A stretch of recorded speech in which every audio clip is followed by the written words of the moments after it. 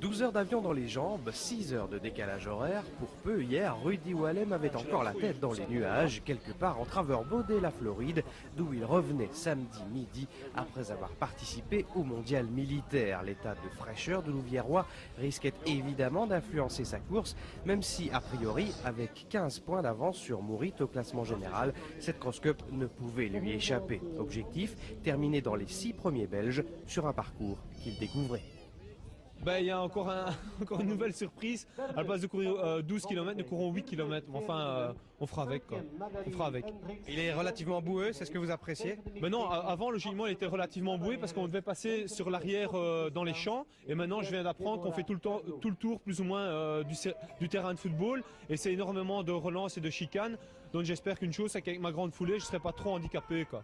Mohamed Mourit, condamné à remporter la course, affichait un large sourire, comme s'il ne doutait pas de l'issue des débats.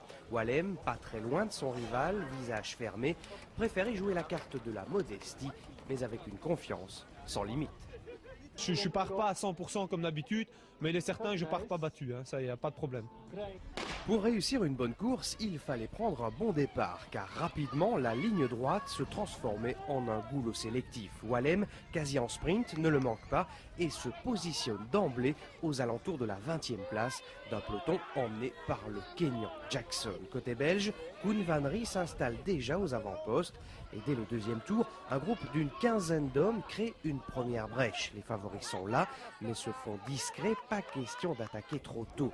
Van Rie, lui, ne se pose pas de questions et parvient en compagnie d'un autre Kenyan à prendre quelques mètres d'avance, une accélération sans réel danger pour le Louviérois. J'ai calculé plus ou moins les 5-6e belges pour pouvoir remporter cette cross cup.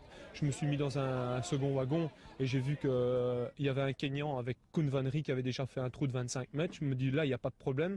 Mohamed n'est pas encore dedans, donc si Mohamed est 3-4e, c'est tout profit pour moi. L'échappée de Van Rie ne se prolonge d'ailleurs pas très longtemps. Le Belge est repris et aux alentours du 5e kilomètre, Mourit passe en tête à la faveur d'une foulée de plus en plus rapide que seuls 10 autres coureurs parviennent à suivre. Rudy est alors pointé au 9e rang, toujours aussi prudent. J'ai vu Mohamed qui est parti, je dis je ne peux pas prendre de risque d'aller avec Mohamed et au 5-6e kilomètre que je puisse craquer ou quoi que ce soit avec le décalage horaire que j'ai eu et la fatigue. Je dis je ne peux pas risquer de partir avec Mohamed, je vais assurer ma 4e place belge.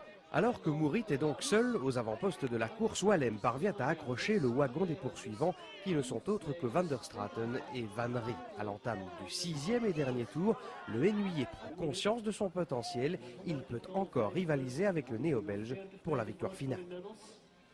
De fil en aiguille, j'ai vu que les tours commençaient à arriver vers la fin, il ne restait plus que 2 tours et j'ai commencé à y croire. Je dis, je peux même éventuellement monter sur le podium, mais effectivement, quand le dernier tour est arrivé, même à l'avant-dernier tour, je me suis mis devant et à ce moment-là, l'avance de Mohamed a fondu quelque peu. Il est vrai que si j'avais peut-être eu plus de, je vais pas dire de courage, mais peut-être plus d'ambition, j'aurais pu peut-être remporter cette cross cup.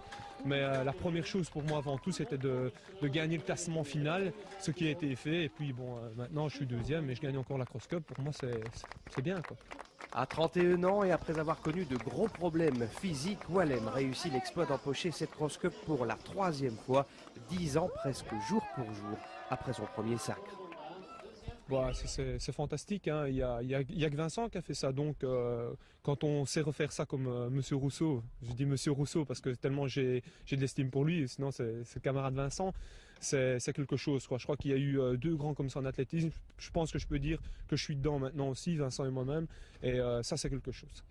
Tout au long du parcours, le Louviérois aura été largement encouragé. C'est que ses plus fidèles supporters avaient fait le déplacement. Les jeunes athlètes du MOA, son club, ont largement donné de la voix. Tu crois qu'il vous a entendu? Oui, ouais, sans problème, parce que là, ils viennent nous remercier. Ça te fait plaisir? Ouais. Bon, on avait pris des papiers et on avait écrit Allez Rudy, tout ça sur les arbres. Des encouragements mérités pour une saison d'hiver tout simplement fantastique du Louviérois. Elle devait être une préparation pour l'été, elle est devenue une consécration et ce n'est peut-être pas fini. Alors, vous parlez des championnats de Belgique, évidemment, dans 15 jours. Objectif aussi, gagner. L'objectif c'est au stand. Bon, j'ai déjà couru 5 fois deuxième au championnat derrière Vincent, donc une deuxième place pour moi c'est comme si j'étais quatrième, cinquième ou sixième, ça n'a aucun attrait. Donc naturellement si je cours pour une place au championnat de Belgique de cross, c'est la première, ça c'est certain. J'en avais un peu marre des deuxièmes places. Marre, il y a beaucoup d'athlètes qui seraient contents d'être deuxième, mais disons qu'à la fin c'est vrai que ça commence à bien faire quoi. Quand on sait qu'hier Wallem termine à 4 petites secondes de Mourit, tout reste donc possible.